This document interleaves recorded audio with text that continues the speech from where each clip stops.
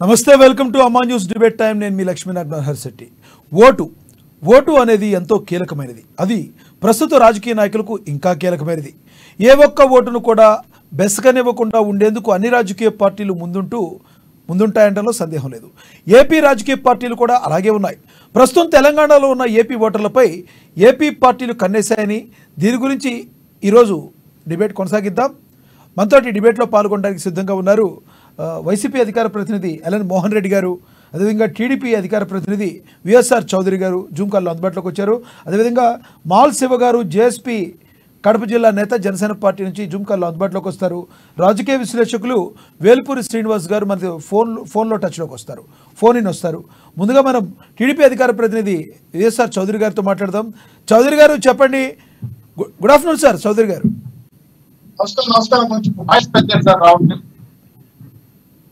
వినబడుతుందండి, please continue Chowdary గారు. చౌదరి గారు, ఏపీ రాజకీయ పార్టీలన్నీ కూడా సెటిలర్స్ గా ఉన్న తెలంగాణలో ఉన్న ఓటర్లపై కన్నేసే అనుకోవాలా?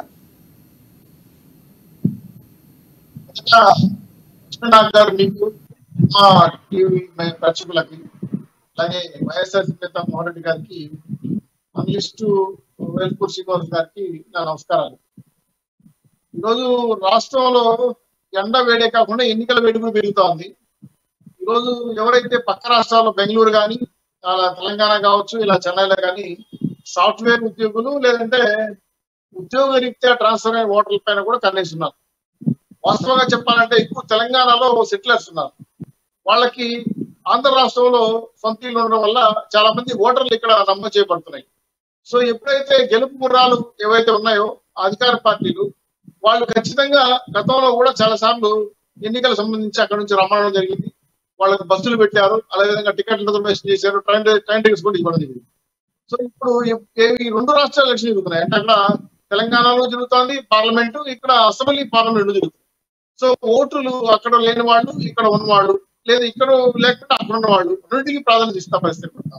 దాదాపు నాకు తెలిసి కొన్ని నియోజకవర్గాల్లో 30 నుండి 40 లక్షల ఓటర్లు, ఆంధ్ర రాష్ట్ర ఓటర్లు తెలంగాణ సెటిల్ అయినారు.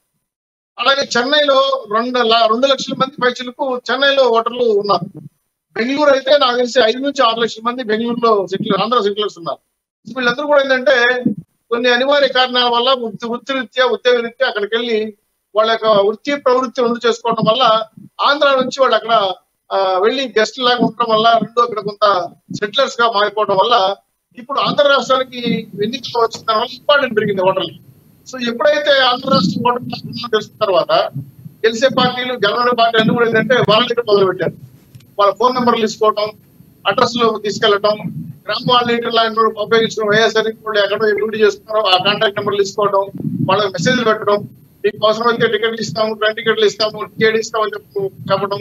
ఇలా కాకుండా వీలైతే అక్కడ పార్టీ వాళ్ళు ఎవరైనా ఉంటే కార్యాలయాలు పంపించే ఏర్పాట్లు చేస్తున్నాం. నాకు తెలిసి బెంగళూరులో కొంతమంది కొన్ని ఏరియాలో ఉండడం వల్ల వాళ్ళకి వాళ్ళ నెంబర్లో ఫోన్ చేయడం, మీకు ఫోన్ పే ద్వారా డబ్బులు వేస్తాం, మీరు టికెట్లు తీసుకొచ్చినా పర్వాలేదు, లేదంటే మమ్మల్ని టికెట్ వచ్చేమని చేస్తాము, లేదా మీకు అన్ని రాజకీయ పార్టీలు ఉన్నాయా చౌదరి గారు దీనిలో? మీ టీడీపీతో కలిపి అన్ని రాజకీయ పార్టీలు ఇలా ఉన్నాయి అనుకోవాలా? లేదు, ఇప్పుడు మేము చాలా సున్నితంగా చెప్పాం, బాబు మీరు ఉద్యోగ రీత్యా ఇతర రాష్ట్రాల్లో ఉన్నారు, మీ ఓటుని వినియోగించుకోవాలనుకుంటే మీరు ఆంధ్ర రాష్ట్రానికి రండి, మేము టికెట్ల వరకు ప్రొవైడ్ చేయగలం, కానీ వైఎస్ఆర్సీపీ పార్టీలకు మాకు డబ్బులు లేవు, మేము ఇచ్చే పరిస్థితులు లేవని చెప్పడంతో కొంతమంది సున్నితంగా మాట్లాడారు. లేదు సార్, మాకు పలానా పార్టీ వాళ్ళు. చౌదరి గారు, వైఎస్ఆర్సీపీ పార్టీ నిన్న లేదు మొన్న పుట్టిందండి. 14 ఏళ్ళు 12 ఏళ్ళు అవుతుంది అది పుట్టి. మీ పార్టీ 40 ఏళ్ల చరిత్ర, మీ దగ్గర డబ్బులు లేకపోవడం ఏంటి సార్? మంచి మాట చెప్పారు లక్ష్మీనాథ్ గారు. మేము ల్యాండ్, శాండ్, మైన్ వ్యాపారాలు చేయలేదు సార్. మాకేంటంటే జనాలకు సంక్షేమం, అభివృద్ధి, అలాగే రాష్ట్ర అభివృద్ధి కోసమే కట్టబడ్డాం. జగన్మోహన్ రెడ్డి గారు మాత్రం పూర్తిగా వ్యాపారం ఎందుకు వచ్చారు కాబట్టి వ్యాపారం చేశారు కాబట్టి ఈరోజు 1,000 కోట్ల రూపాయలు, 1 రూపాయి ముఖ్యమంత్రి 1,000 కోట్ల రూపాయలు సంపాదించి, 1,00,000 కోట్లు సంపాదించి ఈరోజు లండన్ లేదంటే మాల్దీవులకు, మారిషస్కో లేదంటే దుబాయ్కి వెళ్ళి పంపించి అటు సేఫ్ జోన్ లో పెట్టుకున్న సంఘటన మనం చూసాము. కాబట్టి మేము తెలుగుదేశం పార్టీకి ఏదైనా సరే పార్టీ ఫండ్ కావాలని వెబ్సైట్ ఇచ్చాము, పార్టీ విరాళాలు ఇస్తున్నారు, ఆ డబ్బులు పట్టుకొని పార్టీ కోసం సేవ చేసింది. కానీ మా దగ్గర అక్రమ సంపాదన ఏమి లేదు, అక్రమంగా సంపాదించిన వస్తువులు కూడా ఉంటే ఇప్పటికి జగన్మోహన్ రెడ్డి గారు మమ్మల్ని వదిలేవాళ్ళ ఎప్పుడో జైలు పెట్టేవాళ్ళు. లేని కేసులను పెట్టే జైల్లో పెట్టే ప్రయత్నం చేశారు. అవి ఫేక్ కేసులు అయితే మళ్ళీ బయటకు వచ్చేసాం. సో మేము అక్రమాలుగా పాల్గొంటే మాత్రం ఈ ప్రభుత్వం చూస్తా ఉండదు. ఎందుకంటే ఈ దుర్మార్గమైన ప్రభుత్వం ఎప్పుడు దొరుకుతామని ఓకే చౌదరి గారు మీ దగ్గరికి విత్ ఇన్ 7 minutes లో మళ్ళీ వస్తాను మీ దగ్గరికి. కాసేపు వెయిట్ చేయండి. మనతోటి వైసీపీ అధికార ప్రతినిధి ఎల్ఎన్ మోహన్ రెడ్డి గారు ఉన్నారు, ఆయనతో మాట్లాడదాం. Good afternoon sir. నమస్కారం అండి. మీకు ప్యానల్ పాల్గొన్న పెద్దలకు చూస్తున్న వీక్షకులకు సార్ గుడ్ ఆఫ్టర్నూన్ సార్. విన్నారు కదా మీరు చౌదరి గారు మాట్లాడింది. చౌదరి గారు టీడీపీ పార్టీ జగన్మోహన్ రెడ్డి గారి పార్టీతో పోల్చుకుంటే డబ్బులో చాలా తక్కువ అని చెప్తున్నారు. మరి మీ దగ్గర అంత డబ్బు ఉంది కాబట్టే ఓటర్ని ప్రలోభ పెడుతున్నట్టుగా అంటున్నారని మాట్లాడారు చౌదరి గారు. మీరు ఎలా అంటారు, మీరేమంటారు? మా చౌదరి గారికి నిజాలు మాట్లాడేది బయట ఆయన మాట్లాడతారు కానీ డిబేట్లో మాత్రం నిజాలు మాట్లాడాయన. కొత్త టక్క టక్క టక్క టక్క టక్క టక్క అబద్ధాలు కూడా భలే కంటిన్యూ చెప్పేస్తాడు అనమాట. కాబట్టి మీరన్నట్టు 14 సంవత్సరాలు ముఖ్యమంత్రిగా ఉన్నాడు, 5 సంవత్సరాలు రెవెన్యూ మినిస్టర్ ఇతర మినిస్టర్లుగా ఉన్నాడు, చంద్రబాబు నాయుడు రామారావు గారి పీరియడ్లో మంత్రిగా ఉన్నాడు. అప్పుడు కూడా రాష్ట్రాన్ని ఆయనే పరిపాలించినాడు, తర్వాత ఆయనే పరిపాలించినాడు. రాష్ట్రంలో అనేకమైన రామారావు గారు 2 రూపాయలు కిలో బియ్యం అంటే రద్దు చేసి 5 రూపాయలు చేసినాడు. మద్యపాన నిషేధం అంటే రద్దు చేసి మద్యం ఏర్లై పాలించినాడు. తర్వాత అనేక కరెంటు హాస్పిటల్ 50 రూపాయలు అంటే దాన్ని కూడా తీసేసి కరెంటు పెంచేసినాడు. ఆ తర్వాత ఆయన చంద్రగిరిలో ఓడించే కుప్పానికి వెళ్ళి కుప్పంలో తమిళనాడు ఉన్నటువంటి ఓటర్స్ అందరినీ తమిళనాడు వాళ్ళందరినీ ఇక్కడ చేర్పించుకొని వాళ్ళకు కావాల్సినటువంటి డబ్బులు ఇచ్చి ఆయన చిత్తూరు జిల్లా కుప్పం వెళ్లకుండా కూడా గెలిచే పరిస్థితి కల్పించుకున్నాడు. తర్వాత జగన్మోహన్ రెడ్డి గారు వచ్చిన తర్వాత నిష్పక్షపాతంగా పరిపాలన సాగుతుంది కాబట్టి ఆ కుప్పంలో కూడా అనేకమైనటువంటి అభివృద్ధి కార్యక్రమాలు జగన్మోహన్ రెడ్డి గారు చేపట్టారు. కాబట్టి అక్కడ చేపట్టిన తర్వాత ఖచ్చితంగా ఓడిపోతామని తెలిసిన తర్వాత ఇప్పుడు చంద్రబాబు నాయుడు గారు నేను ఇల్లు కట్టుకుంటాను, నేను ఇక్కడే ఉంటాను, నేను అంతా మీకు మేలు చేస్తానని చెప్పుకుంటూ తిరుగుతున్నారు. అయినా చంద్రబాబు నాయుడు గారు ముఖ్యమంత్రి కాకముందు ఏమి అభివృద్ధి జరిగింది, జగన్మోహన్ రెడ్డి గారు ముఖ్యమంత్రి అయిన తర్వాత కుప్పం ఏమి అభివృద్ధి జరిగింది అనేదే వేరే చేసుకుంటే అక్కడ చంద్రబాబు నాయుడు ఓడిపోయే పరిస్థితి ఉంది. కాబట్టి వాళ్ళు దొంగ ఓట్లు బయట నుండి తెప్పించుకొని వేయించుకుంటారు. కాబట్టి వాళ్ళు ఇక్కడ కాదు, తెలంగాణలో కూడా అనేక మంది ఆంధ్రాలో ఉన్నటువంటి వ్యక్తులు తెలంగాణలో ఉన్నారు. వాళ్ళు వీళ్ళు ఇద్దరు కలిసి తెలుగుదేశం పార్టీకి వెళ్ళి మన తెలుగుదేశానికి అక్కడ కాంగ్రెస్ కు బ్రహ్మాండంగా సపోర్ట్ చేసినటువంటి వ్యక్తులు ఇప్పుడు వాళ్ళందరూ ఇక్కడ వచ్చి మళ్ళీ ఓటు వేయడానికి రెడీ అవుతున్నారు. కాబట్టి వీళ్ళకి దొంగ ఓటు వేయించుకునే అలవాటు వీళ్ళకి ఎక్కువ ఉంది. వీళ్ళు ఏదో మేము మద్యం అమ్ముతున్నాము, మేము ల్యాండ్ శాండ్ అని చెప్తున్నారు. అది ఏదైనా చట్టపరంగా చట్టపరంగా తీసుకొచ్చి మళ్ళీ గవర్నమెంట్ మేము ఇస్తుంటే వీళ్ళు గవర్నమెంట్ కాకుండా వీళ్ళు ముసుగులు వేసుకొని ఇసుకను వీళ్ళే అమ్ముకున్నారు, మద్యం మోహన్ రెడ్డి గారు మొన్న ప్రతిపక్ష పార్టీలు ఈసీకి కంప్లైంట్ కూడా చేసినాయి. ఒకే డోర్ నెంబర్లో ఒకే నెంబర్ మీద కనీసం ఒక 200 మంది ఓటర్ నమోదైందని దాని గురించి ప్రతిపక్షాలు ఈసీ కూడా కంప్లైంట్ చేసిన పరిస్థితి. నిజంగానే ఏపీలో ఒకే డోర్ నెంబర్ ఒకే మీద అన్ని ఎలా నమోదైనాయి అంటారు? అలాంటివి ఏదైనా నమోదంటే ఖచ్చితంగా తొలగిస్తారు. ఎవరైనా తెలుసో తెలియక చేసింటే ఎవరైనా చేస్తారు. అది మా వాళ్ళైనా వాళ్ళ వాళ్ళైనా ఎవరైనా చేస్తారు.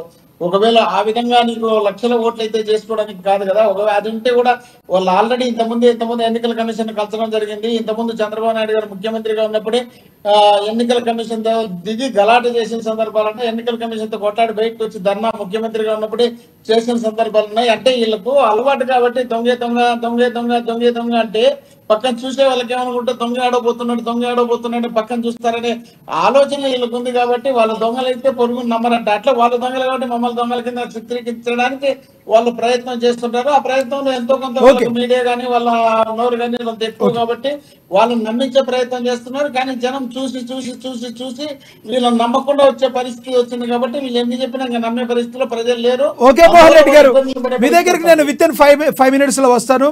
మనతోటి జనసేన పార్టీ నేత మాలే శివ గారు ఉన్నారు, జేఎస్పీ కడప జిల్లా అధ్యక్షులైన, ఆయనతో మాట్లాడదాం. శివ గారు గుడ్ ఆఫ్టర్నూన్ అండి. నమస్తే సార్, అందరికీ నమస్కారం. శివ గారు, ఏపీ తెలంగాణలో సెటిల్ అయిన ఏపీ ఓటర్లు, తెలంగాణలో కావచ్చు బెంగళూరులో కావచ్చు పొరుగు రాష్ట్రాల్లో సెటిల్ అయిన ఏపీ ఓటర్ల మీద ఏపీ రాజకీయ పార్టీల కన్ను పడిందా? దానిలో మీ పార్టీ కూడా అతీతం కాదా? మరి ఏ రకంగా ఓట్లు వేయించబోతున్నారు జనసేన పార్టీకి? సార్, దేశంలో ఉండే వాళ్ళంతా యువత ఉన్నారు సార్. వాళ్ళంతా ఈ దుర్మార్గ పాలన పోవాలి, మేము ఇక్కడ ఎంత సంపాదించినా కూడా ఆంధ్రాలో మా వాళ్లకు కరెంటు బిల్లులు, ఇంటి పన్ను అన్ని పెంచినారు. ఖచ్చితంగా మా సొంత లెక్కతో అయినా వచ్చి మేము ఓటు వేయాలి అనే ఉద్దేశంతో ప్రజలు ఉన్నారు సార్. యువత కూడా స్వచ్ఛందంగా వాళ్ళకి ఏం తాయిలాలు ఇవ్వాల్సిన అవసరం లేదు సార్. ఓకే, దండిగా వచ్చింది యువతలో. జనసేన పార్టీకి తాయిలాలు ఇవ్వకుండా ఓట్లు వేసినట్టయితే 2019లో మరి అన్ని తక్కువ ఓట్లు మీకు ఎలా వచ్చినాయి అంటారు? సార్ ఆ రోజు ఉన్న పరిస్థితుల్లో కూడా మేమేం తక్కువేం రాలేదు సార్. రావాల్సిన ఓట్ల కంటే ఎక్కువే వచ్చాయి. ఇంకా ఎక్కువ మార్పు కోరుకుంటున్నారు. ఒకసారి రాజశేఖర రెడ్డి గారు చేసిన పుణ్యమో జగన్ ఆంధ్ర ప్రజలు చేసిన పాపమో తెలియదు కానీ ఒకసారి జగన్ కూడా అవకాశం ఇస్తామనే ఉద్దేశంతో ఆ రోజు అందరూ సహకరించారు. ఆ రకంగా వాళ్ళ గవర్నమెంట్ వచ్చింది. దానిపైన ఈ రోజు వాళ్ళు చేతగానితనం ఎలాగ ఉందో, వాళ్ళు ఏమి పరిపాలన ఏ రకంగా చేస్తున్నారో కూడా మనందరికీ తెలుస్తుంది. రాయలసీమ ఇప్పుడు మనకు ఆ రాయలసీమలో ఉప్పు ఫ్యాక్టరీ అని చెప్పి 4 సార్లు శంకుస్థాపన చేశారు. లేదు, కడప నగరంలో కూడా ఈ రోజు 4 రోజులు 5 రోజులకు వాటర్ వస్తుంది. అలా కూడా లేదు. అలా రాష్ట్రాలకు పోయి ఉపాధి చేస్తున్న వాళ్ళు కూడా వచ్చి నెక్స్ట్ ఖచ్చితంగా ఈ పాలన పోవాలి, కొత్త పరిపాలన రావాలి, ఎన్డీఏ కూటమికి వస్తుందనే ఉద్దేశంతో స్వచ్ఛందంగా వచ్చి చేసేదానికి కూడా సిద్ధంగా ఉన్నారు సార్. అక్కడ 20,000 రూపాయలు 10 సంపాదించుకుంటే దాంట్లో ఇక్కడ ఇంటి పన్నులు, కరెంటు బిల్లులు ప్రతి ఒక్కటి ఆంధ్ర రాష్ట్రంలో ఎగస్ట్రానే ఉంది సార్. డీజిల్ పైన, పెట్రోల్ పైన, ప్రతి దానిపైన. ఓకే శివ గారు, మీ దగ్గరికి మళ్ళీ వస్తాను. చౌదరి గారు, ఏంటి జనసేన అధినేత పవన్ కళ్యాణ్ గారు, టీడీపీ అధినేత చంద్రబాబు గారు ఒకే వేదిక మీద ఈరోజు మాట్లాడబోతున్నారా? అంటే వారాహి యాత్ర అనుకోవచ్చు, లేదంటే మీరు చేస్తున్న ప్రజాగళం యాత్ర అవ్వచ్చు, దేనిలో అయినా ఇద్దరు కలిసి మాట్లాడబోతున్నారా? ఈరోజు ఏం మాట్లాడబోతున్నారు? ఎస్ లక్ష్మీనాథ్ గారు, ఒక పక్క యువగళం, ఇంకో పక్క అలాగే ప్రజాగళం, ఇంకో పక్క వారాహి యాత్ర, ఇంకో పక్క కాంగ్రెస్ వారు వాళ్ళ ఎన్నికల ప్రచారం, ఇన్ని రకాలుగా జగన్మోహన్ రెడ్డి గారికి ఈ వాయింపుడు మొదలైన తర్వాత ఈ రోజు జనసేన తెలుగుదేశం పార్టీ కలిసి, మీరేమో వాయింపుడు అంటున్నారు, వైసీపీ వాళ్ళు మీరు గుంపుగా వస్తున్నారని చెప్తున్నారు. ఎస్ కరెక్టే సార్. ఎందుకంటే ఒక చిన్న ఎగ్జాంపుల్ కూడా ఉంది సార్. దొంగ రాత్రిపూట ఒక్కడే వస్తాడు, పోలీసులే గుంపుగా వచ్చి పట్టుకుంటారు. సో ఎవరు దొంగ ఎవరు పోలీసులు రేపు 24వ తారీఖు తేలిపోతుంది. మేము జనసేన కలిసి వేదికను పంచుకొని ఇప్పటికే వాడి వేడి పెంచి దూకుడు పెంచిన Janasena Telugu Desam party, BJP party ఈ వీళ్ళ యొక్క ప్రశ్నలకి జగన్మోహన్ రెడ్డి గారు ఉబ్బి తప్పిపోయిపోతున్నారు సార్. కోడిని కోసుకొని తింటే చికెన్ పార్టీ, మేకను కోసుకొని తింటే మటన్ పార్టీ, రాష్ట్ర ప్రజల్ని పీడించి పిప్పి తీసుకొని తింటే వైఎస్ఆర్సీపీ పార్టీ. మీరు బాగానే చెప్పారు పంచ్ డైలాగ్, కానీ ఒక మాట గుర్తుంచుకోవాలి చౌదరి గారు, ఇప్పుడు వరకు కూడా జగన్మోహన్ రెడ్డి గారి దగ్గర ఎవరైతే ఎమ్మెల్యే ఉన్నారో ధిక్కార స్వరాన్ని పెద్దగా వినిపించిన దాఖలాలు లేవు. వాళ్ళు బుజ్జగించుకోగలిగారు. మీరెందుకు మీ పార్టీలో ఉన్న వాళ్ళని ఎందుకు బుజ్జగించుకోలేకపోతున్నారు?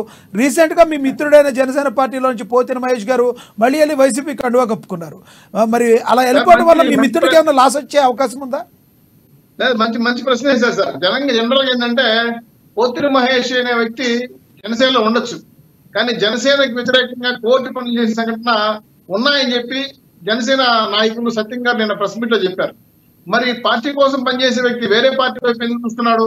కష్టమో నష్టమో పార్టీ నాయకులను కొట్లాడి నాకు సాయం చేయండి, నేను నా సీట్లు వేరే సాయం చేసి చెప్పాలి. కానీ చౌదరి గారు మీకు తెలవంది కాదు, మీరు పెద్దవాళ్ళు తెలవంది కాదు. చౌదరి గారు మీరు పెద్దవాళ్ళు తెలవంది కాదు. ఇక్కడి నుంచి అక్కడికి ఎంత దూరమో అక్కడి నుంచి ఇక్కడికి అంతే దూరం కదా. మరి బొలిశెట్టి సత్యనారాయణ గారు మరి నేను చెప్పడం ఇప్పుడు చెప్పకపోతే అదేదో మరి అంతకు ముందు కోవర్ట్గా మీరు ఎందుకు గుర్తించుకోలేకపోయారు? మీ పార్టీలో నుంచి వెళ్ళిపోతే కోవర్టా అంటే ఉంటే కోవర్ట్ కాదా అని వైసీపీ వాళ్ళు అడుగుతున్నారు. దీనిపైన గతంలో పవన్ కళ్యాణ్ గారు స్టేట్మెంట్ ఇచ్చారు. మన పార్టీలో కొంతమంది వైఎస్ఆర్సీపీ నాయకులు దూరి కోర్టు పనులు చేస్తున్నారు. ఏమో ఉండొచ్చు, ఏ పుట్లో ఏ పాము ఉందో తెలియదు కదా. గతంలో కూడా చాలా సార్లు తెలుగుదేశం వైపు చూశారు, బీజేపీ వైపు చూశారు, అలాగే జనసేన వైపు చూశారు. దీనివల్ల తెలుసుకొని రహస్యాలు కనిపెట్టుకొని 100% ఇటువంటి వాళ్ళని పక్కన పెట్టడం అనేది పార్టీ శ్రేయస్కరం. మీరు ఇంకో మాట అన్నారు, వైఎస్ఆర్సీపీ వాళ్ళు బొజ్జగించుకోగలిగినారు, మీరు బొజ్జగించుకోలేకపోయారని. ఎస్ కరెక్టే, మీ వాదంతో వెక్కిపిస్తున్నా. ఎందుకంటే మా పార్టీలో గెలుపు కూరాలు ఎక్కువ, మేమే గెలుస్తున్నాం కాబట్టి పోటీతనం ఎక్కువ ఉంటుంది. ఒక్కొక్క నియోజకవర్గానికి 10 మంది 15 మంది కూడా ఉన్నారు. సో అందరికి చేయాలి కదా. వైఎస్ఆర్సీపీ పార్టీ సర్వేలు చూడండి, వాళ్ళకి 15-20 మధ్యలో వచ్చేది చెప్పి సర్వేలు వస్తున్నాయి. సో వాళ్ళు ఓడిపోతున్నారు. మాకు సీట్లు వద్దు బాబు, మేము నిలబడము గెలము అంటుంటే కూడా బలవంతంగా అప్పచెప్తున్నారు పార్టీ టికెట్లు. వాళ్ళు ఇదేంద్ర స్వామి జగన్మోహన్ గారు నా ప్రాణం తీస్తున్నారని చెప్పి మొహమాటం కొంతమంది పెట్టుకున్నారు. కొంతమంది ఈ జిల్లా నుంచి ప్రకాశం జిల్లా నుంచి కృష్ణా జిల్లా నుంచి విశాఖ జిల్లా ఏడగంటే మార్చుకున్నారు. సరే వాళ్ళ పార్టీ వాళ్ళ ఇష్టం, వాళ్ళ నాయకుల తర్వాత విషయం. అయితే గెలిచే పరిస్థితి మాకు లేదు. కాబట్టి ఎట్రా స్వామి గట్టున బయటపడదని చెప్పి వైఎస్ఆర్సీపీ నాయకులు బాధపడుతున్నారు. మాకు ఆ బాధ లేదు. మీరు కాబట్టి మేము కాదు, మేము పోటీతనం పెరిగింది కాబట్టి మా నాయకులు మేము బుజ్జగించుకోవాలి. బుజ్జగించుకుంటే సమస్య కాదు. కాకపోతే పొద్దున మహేష్ లాంటి వాడు కోవట్ల వల్ల పార్టీకి నష్టం వస్తుంది, పార్టీ వ్యతిరేక చర్యలు పాల్పడతారంటే ఇక్కడ party superior sir. Party symbol, party జెండా. సరే సార్, పోతిన మహేష్ కాదండి, పోతిన మహేష్ వదిలేయండి. అంతకు ముందు వైసీపీ పార్టీ కండువా కప్పుకొని విపరీతంగా జగన్మోహన్ రెడ్డిని వ్యతిరేకించిన ఎవరైతే ఉన్నారో మహాసేన రాజేష్కి మీరు టికెట్ ఇచ్చారు. కానీ ఎందుకు మహాసేన రాజేష్ని మీరు ఎక్కువగా ఉపయోగించుకోలేకపోతున్నారు? మరి ఈ రోజున ఎందుకు ఆయన సంతృప్తి చెందలించలేకపోయారు మీరు? రేపొద్దున ఆయన గాన తిరుగుబాటే ఎగిరవేసి ఆయన గాన పోటీ చేశాడంటే ఇండిపెండెంట్గా, మరి మీ ఓట్లకి అది ప్రాబ్లం కాదా? సార్ ఎక్కడ వీళ్ళు మళ్ళీ చెప్తున్నాను లక్ష్మణ గారు, పార్టీలో పార్టీ సింబల్, పార్టీ అజెండా ముఖ్యం. అదే సుపీరియర్. పార్టీ సింబల్ లేదే జగన్మోహన్ రెడ్డి గారు ఫ్యాన్ తీసేసేటట్టుంటాడో, తెలుగుదేశం పార్టీలో సైకిల్ గుర్తు తీసేసేటట్టుంటదో, జనసేన గ్లాస్ గుర్తు తీసేస్తే అంత జీరోలే. పార్టీ సింబల్, పార్టీ నాయకులకు చెప్తేనే వీళ్ళు లీడర్లు. ఆ సింబల్, ఆ యొక్క జెండా పక్కన పెడేస్తే వీళ్ళు హీరోలు కాదు. కాబట్టి రాష్ట్ర వ్యాప్తంగా ఉన్నటువంటి ఎవరైనా తిరుగుబాటు వదిలేసినా, ఎవరు అసంతృప్తి వాళ్ళున్నా నయానా భయానా మంచిగా చెప్పి, గతంలో పిఠాపురంలో వర్మ గారు చెప్పాము, విన్నారు. తగిన స్థానం 14లో మీరు సీట్ ఇవ్వకపోతే చౌదరి గారు ఇప్పుడు అవకాశం ఇస్తున్నాము. ఆయన కూడా మంచి స్థానం ఇస్తామని చెప్పాము. ఆయన గుమ్మన్ ఉన్నాడు. అలాగే ఇంకొక ఉమ్మ గారు ఉన్నారు, బొండ ఉమ్మ గారు, వారికి కూడా చెప్పాము. వారు కూడా ఈ రోజు చౌదరి గారు 2014లో మీరు సీట్ ఇవ్వకపోతే పిఠాపురం నుంచి వర్మ గారు పోటీ చేసి ఇండిపెండెంట్ గా గెలిచారు. అప్పుడు మీ గుర్తు మీద గెలవలేదు కదా, అప్పుడు ఆయన జీరో కాదు కదా, అలాగే ఉండొచ్చు కదా సార్. ఇప్పుడు ఒకప్పుడు వేవులో కొన్ని జరుగుతాయి. జగన్మోహన్ రెడ్డి గారు 2019లో ఎలక్షన్ లో పెద్ద ఎత్తున మేము 23కి పరిమితం. ఆ సిచ్యువేషన్ లో ఆయన సేవ చేశాడు కాబట్టి ఈ రోజు వర్మ గారిని గుర్తించాం. వర్మ గారికి మా చెడజీట్ల వర్మ గారికి తగిన స్థానం ఇస్తున్నాం.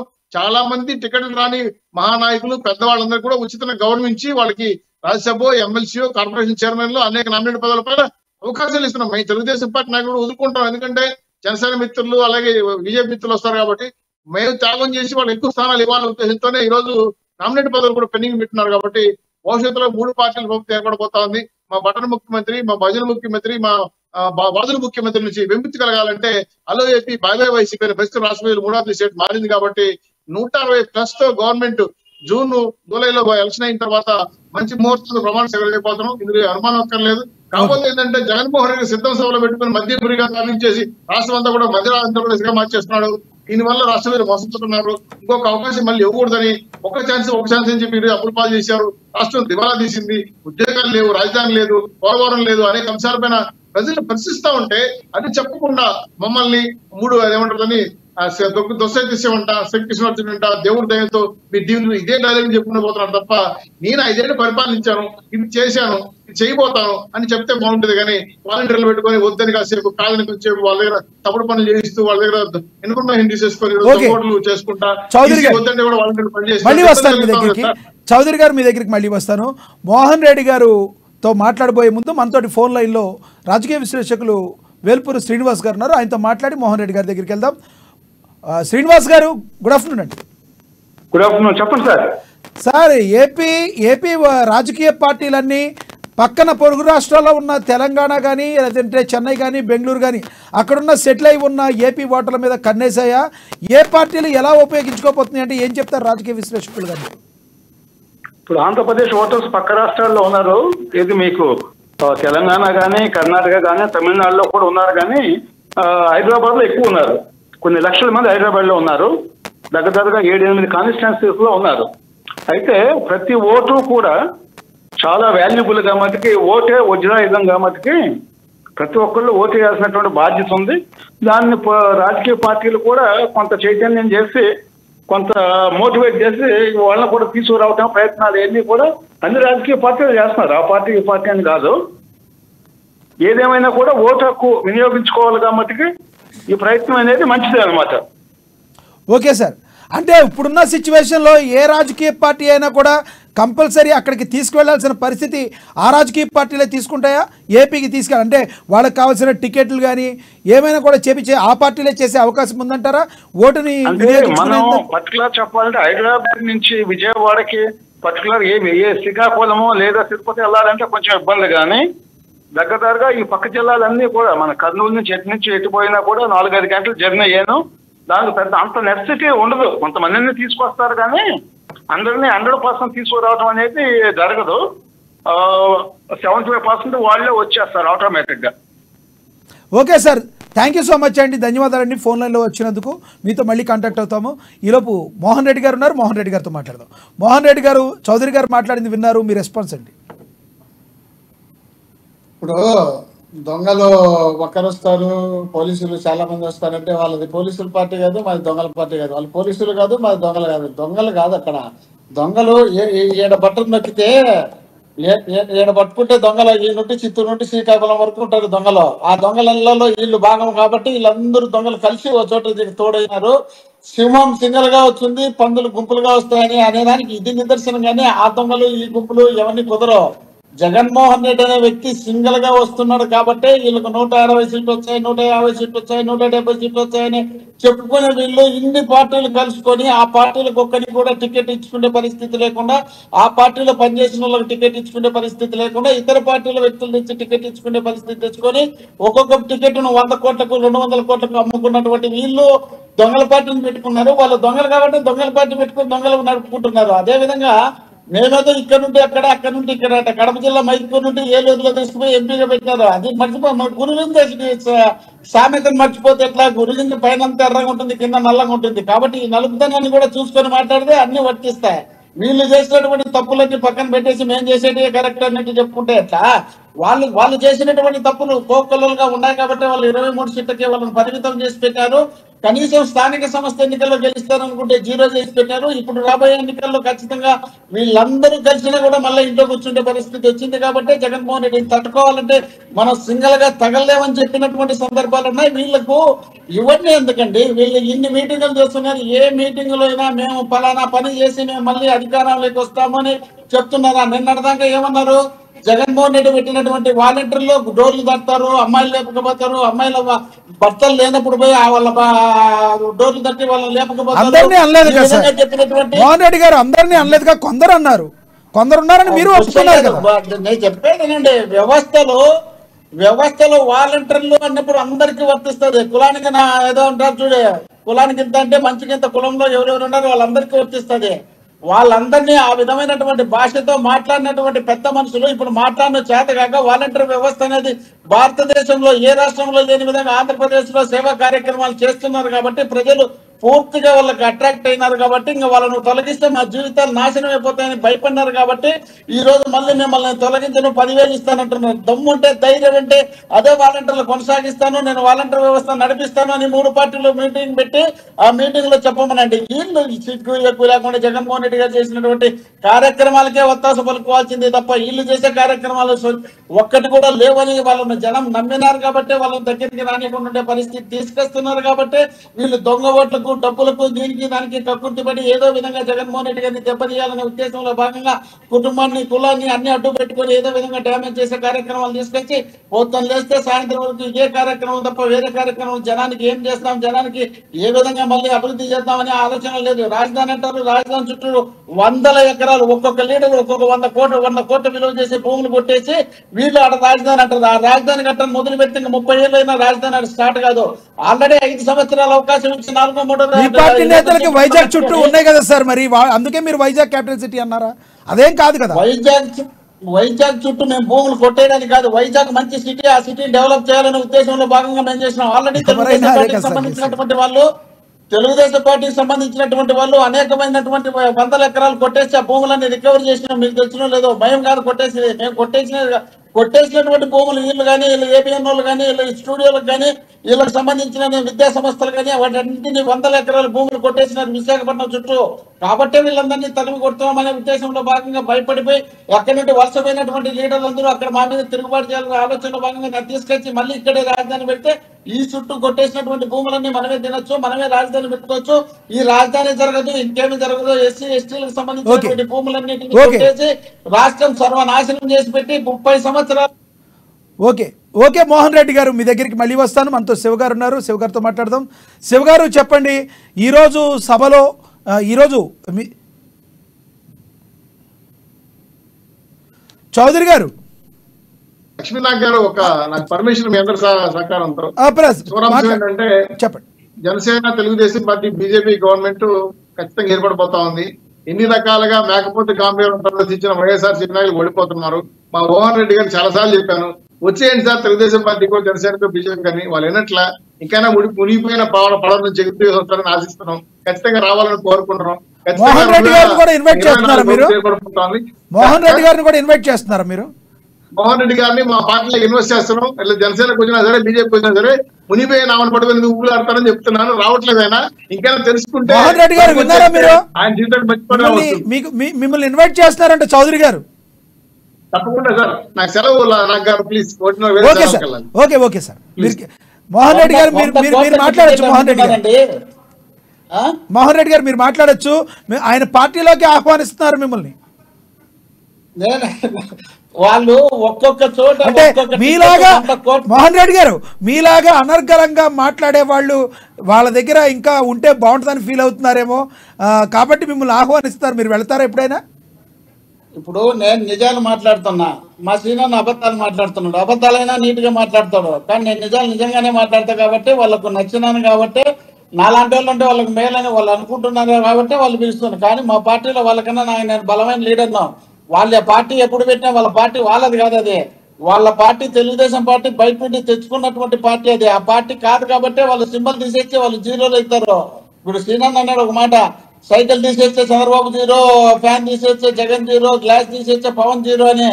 మాకు అవసరం లే. మా జగన్మోహన్ రెడ్డి పార్టీ ఆయనే పెట్టాడు, ఆయనే సింబల్ తెచ్చుకున్నాడు, ఆయనే నాయకుడు కాబట్టి ఆయన చూసి జనం. అదే సార్, పార్టీ మీరు డైరెక్ట్ గా పెట్టిన రిజిస్టర్డ్ పార్టీ మీదే కాదని అంటారు కదా, వేరే వాళ్ళ దగ్గర నుంచి మీరు హైర్ చేసుకున్నారు కదా, పార్టీ ఆయనే పెట్టినట్టు. ఇప్పుడు పార్టీ జెండా కలర్లు ఇచ్చింది నేనే, మీకు తెచ్చినా లేదో. పార్టీ జెండా కలర్లు నేను ఇచ్చిన. అంటే ఒక్కొక్కరు ఒక్కొక్కటి అభిమానులు ఎవరైనా ఉంటే స్వచ్ఛందంగా సూచించమని చెప్పి పేపర్లో ప్రకటన చేయడం జరిగింది. వైఎస్ఆర్ కాంగ్రెస్ పార్టీ ఆవిర్భావం ముందే పేపర్లో ప్రకటన చేసినారు. ప్రకటన చేసిన తర్వాత ఒక్కొక్కరు ఒక రిజిస్ట్రేషన్ చేసుకోవచ్చు, ఒక్కొక్కరు కలర్ చేయొచ్చు, ఒక్కొక్కరు ఒక సలహా ఇచ్చిండొచ్చు. ఆ సలహాలో భాగంగా శ్రీనాథ్ ఆయన నల్గొండ జిల్లాకు సంబంధించి మా పార్టీలో పెట్టుకున్న మనకి, ఎందుకంటే తెలంగాణ ఇచ్చిన తర్వాత అక్కడ మోహన్ రెడ్డి గారు మళ్ళీ వస్తారు మీ దగ్గరికి. జనసేన నేత శివగారితో ఒకసారి మాట్లాడదాం. శివగారు, ఈరోజు జరగబోయే ఏదైతే ఉందో వారాహి యాత్ర సందర్భంగా చంద్రబాబు నాయుడు, పవన్ కళ్యాణ్ కలిసి ఒకే సభ మీద మాట్లాడబోతున్నారు. ఏం మాట్లాడబోతున్నారు, ఏం దిశానిర్దేశం చేయబోతున్నారు? సార్, మన పవన్ కళ్యాణ్ గారి, చంద్రబాబు గారి ఉమ్మడి లక్షలాది మంది జనాభా హాజరవబోతున్నారు. సార్, రాష్ట్ర వ్యాప్తంగా వాళ్ళిద్దరు కలిసి ఏం ప్రజలకు హామీలు ఇస్తారా, ఈ రాష్ట్ర భవిష్యత్తు మార్చేదానికి రాజధాని గురించి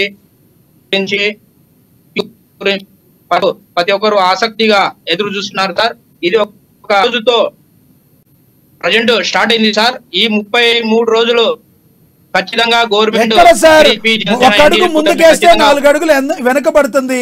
అంటే ఎవరికైనా ఒంట్లో బాగోపోతే ఫీవర్ వస్తే ఎవరికైనా తప్పదు. కానీ మరేంటి, పవన్ కళ్యాణ్ గారు స్టార్ట్ చేస్తున్నారు, ఒకటి చెప్తున్నారు, అనుకోకుండా మళ్ళీ ఆయన ఆగాల్సి వస్తుంది. ఇప్పటికైనా ఆయన ఆరోగ్యం కుదిరిపడిందా? సార్, ఆరోగ్యము సహకరించకపోయినా కూడా ఆయన ప్రజల్లో ఉండాలి. ఈశ్వరి ఖచ్చితంగా చైతన్యం తేవాలా, ఉమ్మడి టీడీపీ, బీజేపీ, జనసేన ప్రభుత్వం ఏర్పరచాలనే ఉద్దేశంతో ఆయనకు ఆరోగ్యం సరిగ్గా లేకపోయినా అక్కడే ట్రీట్మెంట్ తీసుకుంటూ స్థానికంగా హెల్త్ గురించి కేర్ తీసుకుంటూ కూడా ప్రజల్లో కంటిన్యూగా ఉండేదానికి చర్యలు తీసుకుంటున్నారు. ఓకే, మనతోటి శ్రీనివాస్ గారు ఉన్నారు. ఒకసారి శ్రీనివాస్ గారితో మాట్లాడదాం. శ్రీనివాస్ గారు, చెప్పండి, రానున్న రోజుల్లో, ఇప్పుడున్న ఈ ఒక 30 రోజుల్లో, రానున్న 30 రోజుల్లో ఏ పార్టీలకి బలం వచ్చే అవకాశం ఉందంటారు? ప్రభుత్వానికి ఇప్పుడున్న వైసీపీ పార్టీకి ముందుకెళ్ళడానికి అవకాశం ఎక్కువ ఉందంటారా, లేదంటే ప్రతిపక్ష పార్టీలు ముందుకెళ్ళడానికి అవకాశం ఉందంటారా? జనాల దగ్గరికి ఎవరు అత్యంత చేరువయ్యే అవకాశం ఉందంటారు? శ్రీనివాస్ గారు. ఓకే, మోహన్ రెడ్డి గారు ప్లీజ్ కంటిన్యూ అండి. ఇప్పుడు మీ పార్టీ ఏదైతే అనుకుంటుందో, మీ పార్టీ స్టాండ్ ఏంటి, రానున్న రోజుల్లో మీరు ఏం చేయబోతున్నారు? మా పార్టీ 100% అధికారంలోకి వస్తుంది. ఎవరు ఎన్ని ప్రయత్నాలు చేసినా, తలకిందులు ఉన్నా, వీళ్ళని మాత్రం జనం దగ్గరికి రానిచ్చే పరిస్థితి లేరు. వీళ్ళు ఎన్ని పార్టీలు కలిసి వచ్చినా, ఎన్ని గుంపులు వచ్చినా కూడా జగన్మోహన్ రెడ్డి నాయకత్వం జనం కోరుకుంటున్నారు. కాబట్టి ఖచ్చితంగా జగన్మోహన్ రెడ్డి గారు ఈ రాష్ట్రానికి మళ్ళీ అత్యధిక మెజార్టీతో సీఎం అవుతున్నారన్న విషయం మనం అందరూ తేల్చుకోవాల్సిన అవసరం ఉంది. కారణం ఏంటంటే ఈ రాష్ట్రంలో ఉన్నటువంటి ఏ ముఖ్యమంత్రి ఇంతవరకు జగన్మోహన్ రెడ్డి గారి లాగా పేద బడుగు బలహీన వర్గాలకు డైరెక్ట్ గా మేలు చేసినటువంటి ముఖ్యమంత్రి ఆంధ్రప్రదేశ్ కి జగన్మోహన్ రెడ్డి గారు మాత్రమే చేసినారన్న విషయాన్ని మనందరం గమనించాల్సిన అవసరం ఉంది. దాదాపు 2,70,000 కోట్ల రూపాయల జనానికి డైరెక్ట్ గా అందించినటువంటి ముఖ్యమంత్రి భారతదేశంలో ఏ రాష్ట్రంలో లేడు. 13.7% పేదరికం ఉన్నటువంటి రాష్ట్రాన్ని 4.2% తీసుకొచ్చినటువంటి ఘనత ఒక్క జగన్మోహన్ రెడ్డి గారికి దక్కింది. భారతదేశంలో ఏ రాష్ట్రంలో ఇంత పేదరికాన్ని తగ్గించినటువంటి ముఖ్యమంత్రి ఎవరు లేరు. జగన్మోహన్ రెడ్డి గారు ముఖ్యమంత్రి అయిన తర్వాతనే జరిగింది ఈ కార్యక్రమం. మోహన్ రెడ్డి గారు ఇంత బాగా అభివృద్ధి చేసినప్పుడు ఎక్కడైనా జగన్మోహన్ రెడ్డి గారు మేము ఈ అభివృద్ధి చేశాం కాబట్టి మాకు ఓటేయండి అని అడగాలి. కానీ ప్రతిపక్ష పార్టీలన్నీ గుంపులుగా వస్తున్నాయి, నేను ఒక్కనే సింగిల్గా వస్తున్నాను, దేవుడి దయ వల్ల నేనే గెలుస్తానని చెప్పడం, దేవుడి దయ మీకు ఉంటుంది, ఆపోజిట్ పార్టీలకి ఉంటుంది. ఎవరి దృష్టిలో వాళ్ళకి దేవుడి దయ ఉంటుంది. ఎందుకు ఆపోజిట్ పార్టీల మీద ఎక్కువ విమర్శనాలు చేయడానికి, వ్యక్తిగతంగా మాట్లాడడానికి ఎందుకు జగన్మోహన్ రెడ్డి గారు? అంతకుముందు పవన్ కళ్యాణ్ గారు కూడా చాలాసార్లు చెప్పారు, నా వ్యక్తిగత జీవితంలో నేను ఎప్పుడు కూడా ఎవరిని వ్యక్తిగతంగా మాట్లాడలేదని. పవన్ కళ్యాణ్ గారి మీద ఆరోపించడానికి ఇంకేమీ లేవా? ఆయన డబ్బులు తినేశారని చెప్పడానికి మీ దగ్గర ఉన్న ఆధారాలు లేక ఓన్లీ ఆయన వ్యక్తిగత జీవితాన్ని టార్గెట్ చేస్తున్నారా జగన్మోహన్ రెడ్డి గారు? ఇప్పుడు పవన్ కళ్యాణ్ గారు వేదికలు ఎక్కినప్పుడు ఏం మాట్లాడుతున్నారు అనేది మీరు గమనించకుండా మీరు ఆ విధమైనటువంటి క్వశ్చన్లు వచ్చి ఎట్లా సార్? పవన్ కళ్యాణ్ గారు ఏం మాట్లాడుతున్నారు? ఏ జగన్ తొక్కుతా పాతాలోకానికి పోతావు, ఏం మాట్లాడుతున్నారు? ఆ టైపు మాటలు మాట్లాడినప్పుడు జగన్మోహన్ రెడ్డి గారు వ్యక్తిగతంగా ప్యాకేజ్ ఇస్తారనే మాట అదేదో పెద్ద తప్పులు మాట్లాడినట్టు మీరు బాగా ఫీల్ అయితే అట్లా 21 సీట్లు ఇచ్చే 11 సీట్లు తెలుగుదేశం పార్టీకి అమ్ముకుంటే నీవు రాష్ట్రంలో పార్టీ పెట్టి 10 సంవత్సరాలు అయిపోతుంది. 10 సంవత్సరాలైనా నీ పార్టీకి ఇంతవరకు 21 సీట్లకు ఒక్క క్యాండిడేట్ నువ్వు తయారు చేసుకోలేకుండా ఉంటే పార్టీ నాది, అసలు పార్టీలో ఎవరన్నా అనుకుంటారా?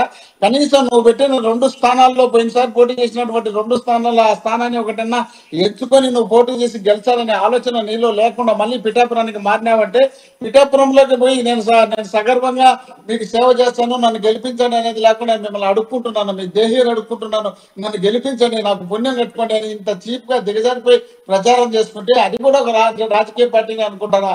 నీసం మెలేసి మొగోడు ఎక్కడున్నా కూడా ఎక్కడ తిరుగుతున్నా కూడా ఆ నియోజకవర్గం గెలిచే పరిస్థితిలో ఆ పార్టీ అధ్యక్షుడు ఉండాల్సిన బాధ్యత ఉంటుందండి.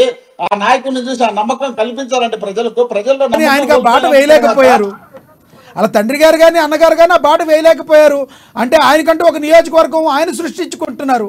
మరి జగన్మోహన్ రెడ్డి గారికి నియోజకవర్గం ఆల్రెడీ సృష్టించి ఉంది కాబట్టి ఆయన ముందుకెళ్ళగలుగుతున్నారు. ఇప్పుడు రాజశేఖర రెడ్డి గారు ముఖ్యమంత్రి ఎమ్మెల్యే అయ్యేటప్పుడు వాళ్ళ నాన్నగారు ఎమ్మెల్యే కాలే. రాజశేఖర రెడ్డి గారు ఎమ్మెల్యే అయ్యేటప్పుడు వాళ్ళ ఆయన ఎమ్మెల్యే కాదు. 78లో రాజశేఖర రెడ్డి గారు ఎమ్మెల్యేగా గెలిచేటప్పుడు ఆయన కూడా ఒక డాక్టర్ గానే పోయిండేది. ఈ రోజు పవన్ కళ్యాణ్ అనే వ్యక్తి, చిరంజీవి అనే వ్యక్తి రాష్ట్రం కాదు దేశంలోనే 109% రాష్ట్రంలో 109% ఎక్కడ బయటకు వెళ్ళినా కూడా వేలాది మంది జనం వస్తే జనాన్ని మెప్పించగలిగే మాటలు మాట్లాడలేకుండా పోతే, మీకు జనాన్ని నమ్మించే మాటలు మాట్లాడలేకపోతే, మీరు మాట్లాడుతున్న మాటల్లో అర్థం పర్థం లేకపోతే, పొంతం లేకుండా పోతే, ఓ రోజు ఇంటర్మీడియట్ పోయినా, ఓ రోజు ఇంటర్మీడియట్ చదివినా, ఓ రోజు బైపీసీ చదివినా, ఓ రోజు ఎంపీసీ చదివినా, ఒకసారి బీటెక్ చేసినా, ఒకసారి నేను డాక్టర్ కావాలనుకున్నా, ఒకసారి ఐఏఎస్ కావాలనుకున్నా, నేను పులివెందుల్లో పుట్టాల్సిందే, నేను జమ్మలమడుగులో పుట్టినా, నేను అక్కడ పిఠాపురంలో పుట్టా, నేను ఈడ పుట్టాల్సిన, విశాఖపట్నం రాజధాని అంటే బాగుండు, కర్నూలు రాజధాని అంటే బాగుండు, అమరావతి రాజధాని అంటే బాగుండు. ఏం మాట్లాడతానండి? లీడర్కి ఒక మాట మీద నిలకడలేనటువంటి లీడర్లను పరిగణలోకి జనం ఓట్ల కోసం మోహన్ రెడ్డి గారు రాజకీయ నాయకులు ఓట్లను అభ్యర్థించేటప్పుడు ఎలా మాట్లాడతారో స్వర్గీయ రాజశేఖర రెడ్డి గారు కూడా మాట్లాడింది మీకు తెలియదా? స్వర్గీయ రాజశేఖర రెడ్డి గారు ఏమన్నారు? ఉమ్మడి ఆంధ్ర టైం తెలంగాణ కలిసి ఉన్న టైంలో ఏం మాట్లాడారు? తెలంగాణకి వెళ్తే మనం వీసాలు తీసుకోవాల్సిన పరిస్థితి ఉందని ఏపీలో మాట్లాడారు, ఇక్కడ ఎలా మాట్లాడారు? మరి మాటలు అనేవి 4-5 రకాలుగా మాట్లాడతారు. రాజశేఖర రెడ్డి లాంటి జననేతే 4-5 రకాలుగా మాట్లాడితే ఇప్పుడు ఎదుగుతున్న నాయకులు మరి మాట్లాడటంలో అభ్యర్థించడంలో తప్పేముందంటారు? రాజశేఖర రెడ్డి గారు అడుక్కోలే. ఆ ప్రాంతంలో తెలంగాణలో ఉన్నటువంటి కేసీఆర్ గారు మాట్లాడినటువంటి మాటలను పరిగణలోకి తీసుకున్న తర్వాత, ఆ ఎన్నికలు అయిపోయిన తర్వాత నంద్యాల ఎన్నికల ప్రచారంలో మాట్లాడేటప్పుడు కేసీఆర్ లాంటి వ్యక్తి ఆంధ్రప్రదేశ్ కి సంబంధించినటువంటి విద్యా సంస్థలు మూసేస్తాడట, ఆంధ్ర వాళ్ళని తెలంగాణకు రానిడట, ఆంధ్ర వాళ్ళని ఇది చేస్తా అది చేస్తా అని పరాక్రాలు చేస్తున్నాడు. ఇతను ఏమన్నా పెద్ద పొడంగి అనుకున్నాడా? అక్కడ పోవాలంటే మనం ఏమన్నా ఈసా తీసుకుని పోవాలన్నా, ఏం తమాషా చేస్తున్నాడు అనే విధంగా ప్రచారం మీసం మెలేసి మొగాళ్ళలాగా మాట్లాడాడు తప్ప దేనిని అడుక్కోలేదండి. ఓటర్ని అడుక్కోవాల్సినది ఓటర్ని నమ్మించగలగాల, ఓటర్ మా నాయకుడు అనిపించుకోవాలా, ఓటర్ దగ్గర మనం బిచ్చగలుగుతున్న కాదు కదా, ఓటర్ని మనము ఖచ్చితంగా మేలు చేస్తామనే నమ్మకం ఓటర్ని కల్పించగలగాల. ఓటర్ మా నాయకుడు ఇతనే అన్నట్టుగా ఉండి వాళ్ళంతటా వాళ్ళే చందాలు వేసుకుని వచ్చి నేను గెలిపించే పరిస్థితి ఉండాలా. అది లీడర్షిప్ అంటే. కానీ ఓటర్ని నమ్మించడం ఎంత ఇంపార్టెంట్, నమ్మిన ఓటర్ని తర్వాత వాళ్ళు చెప్పినవన్నీ కూడా చేయడం కూడా అంతే ఇంపార్టెంట్ కదా. 100% కాబట్టే కదా 99% జగన్మోహన్ రెడ్డి గారు ముఖ్యమంత్రి అయిన తర్వాత అన్ని అమలు చేస్తున్నారు. మతలబంతా 1% లోనే ఉంది కదా సార్. 175 కావాలనేది అందుకే కదా ఈ రోజు. నిజంగానే 175కు 175 వస్తుందని ఇప్పటికీ మీరు నమ్ముతున్నారా? ఇప్పుడు మా పార్టీకి సంబంధించినటువంటి క్యాండిడేట్లుగా ఉన్నటువంటి వ్యక్తులు ఎక్కడన్నా విఫలమైతే తప్ప ఆంధ్రప్రదేశ్ లో మొత్తం 170కు 175 వస్తాయనే నమ్మకం నాకైతే పూర్తిగా ఉంది.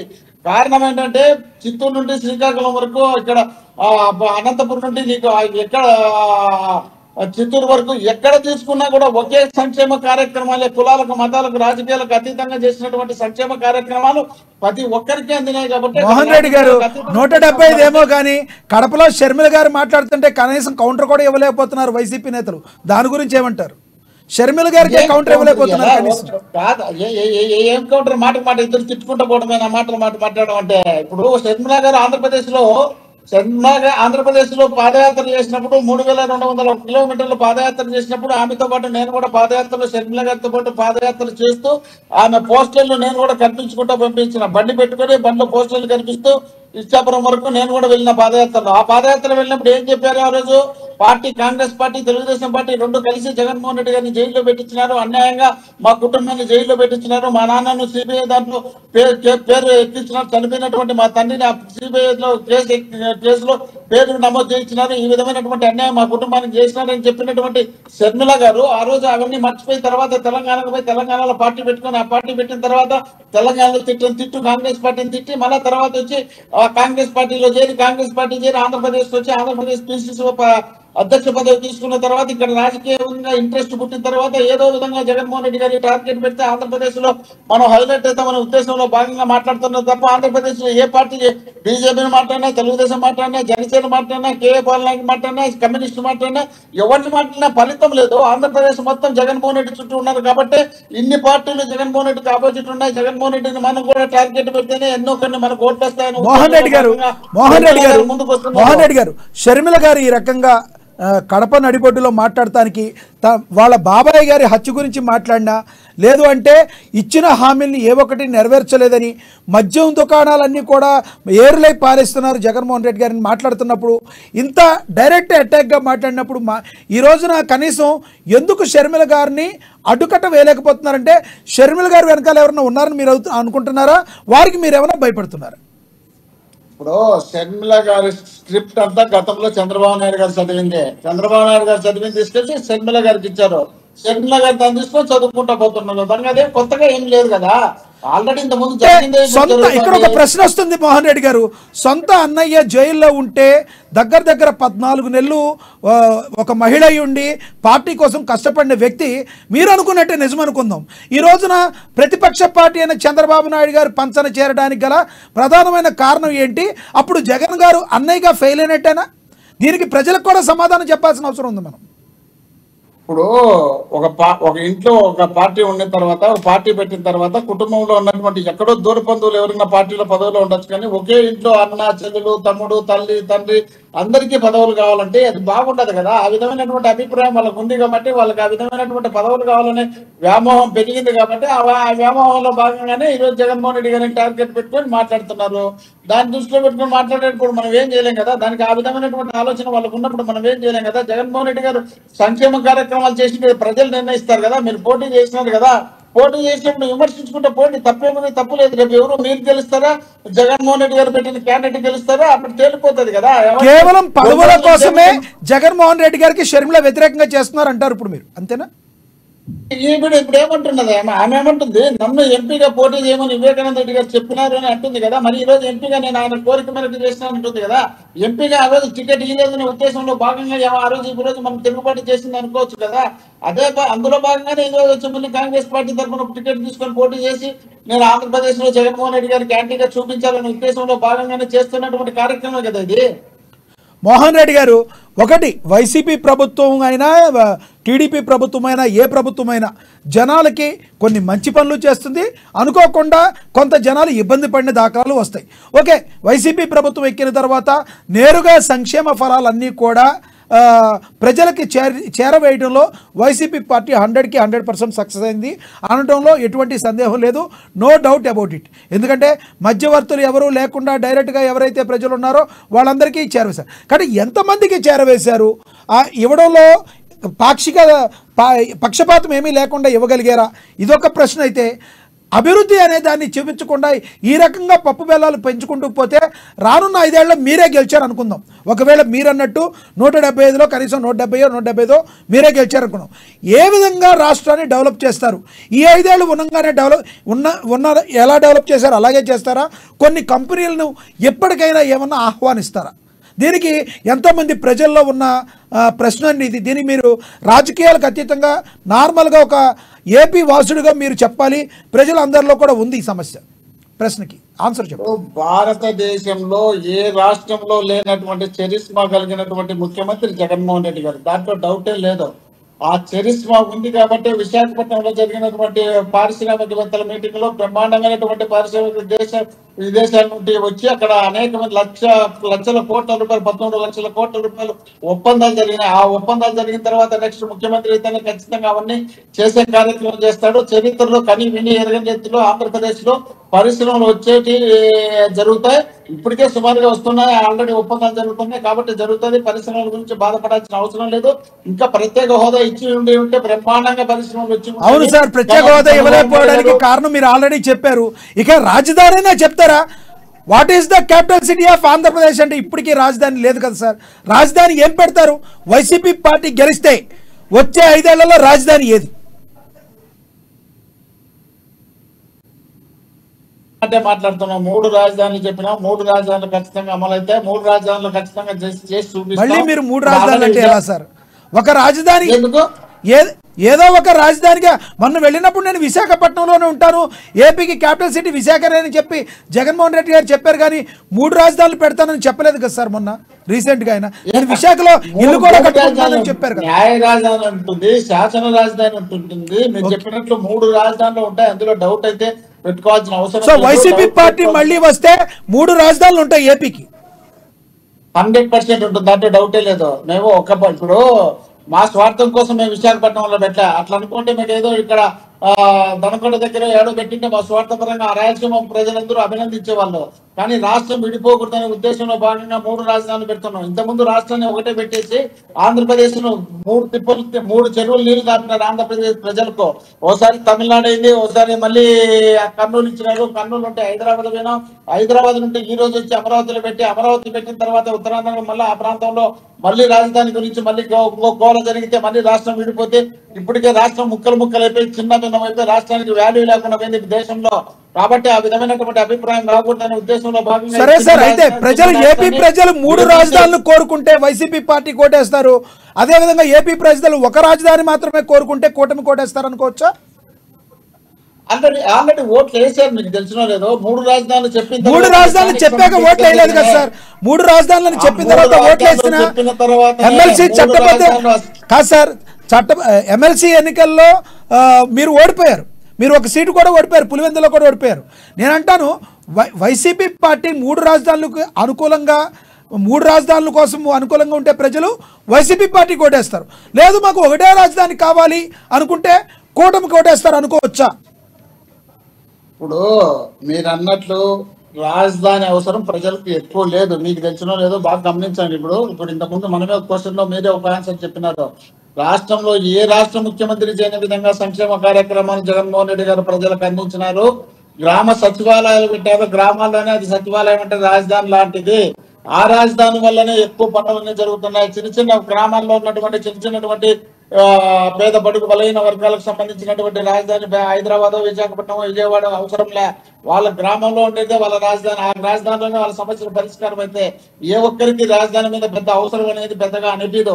కానీ రాష్ట్రానికి రాజధాని అనేది కావాలంటే ఆ రాజధాని అనే దానికి మన క్యాపిటల్ బాగా డెవలప్ కావాలంటే ఆ ప్రాంతానికి సంబంధించినటువంటి నిధులు మనకు సమకూర్చే విధంగా కేంద్ర ప్రభుత్వం 5 సంవత్సరాలు ఇచ్చినటువంటి మాట నిలబెట్టుకోలేదు. కాబట్టి ఇప్పుడు మళ్ళీ ఏ ప్రభుత్వం వచ్చినా కూడా నీకు ఆ రాజధాని కట్టాలంటే అక్కడ అమరావతిలో ఉన్నటువంటి ఆ భూమికి సంబంధించినటువంటి పరిస్థితులను బట్టి అక్కడ ఏ బిల్డింగ్ కట్టాలన్నా దాదాపు కొన్ని వందల మీటర్లు కిందికి దించాల్సిన అవసరం ఉంటుంది. ఆ విధమైనటువంటి ఇబ్బందులు ఉన్నాయి కాబట్టి వాళ్ళకు 1000 కోట్లు దాదాపు 10,000 కోట్లు ఇచ్చే దాంట్లో ఏ ఒక్కటి కూడా పర్మనెంట్ బిల్డింగ్ కట్టించలేకపోయినారు కాబట్టి వాళ్ళ రాజధాని అక్కడ ఎటువంటి పరిస్థితుల్లో సూట్ కాదు. కాబట్టి విశాఖపట్నం బ్రహ్మాండమైనటువంటి రాజధాని కాబట్టి రాజధాని ఆల్రెడీ వెల్ నోటెడ్, అది దేశంలోనే ఒక గుర్తింపైనటువంటి విశాఖపట్నం కాబట్టి ఆ విశాఖపట్నాన్ని రాజధానిగా చేస్తే బ్రహ్మాండంగా రాష్ట్రానికి ఒక తలమానికంగా ఉంటుంది. అదే విధంగా అనేకమైనటువంటి చిన్న చిన్న సమస్యలు ఉంటాయి. రాజధాని ఇక్కడ శాసన రాజధాని, న్యాయ రాజధాని, ఈ రాజధాని కూడా ఇక్కడ ఉంటాయి కాబట్టి ప్రజలందరికీ రాజధాని ఖచ్చితంగా రోజు పోయి వచ్చే పరిస్థితి ఈ కాలంలో లేదు. గతంలో మనం పిల్లప్పుడు ఉన్నప్పుడు ఏదైనా రాజధాని అంటే అక్కడ పోవాల్సిన అవసరం ఉంటుందేమో, కానీ ఈ రోజు ఆ విధంగా లేదు. రామారావు గారు వచ్చిన తర్వాత మండలాలు పెట్టి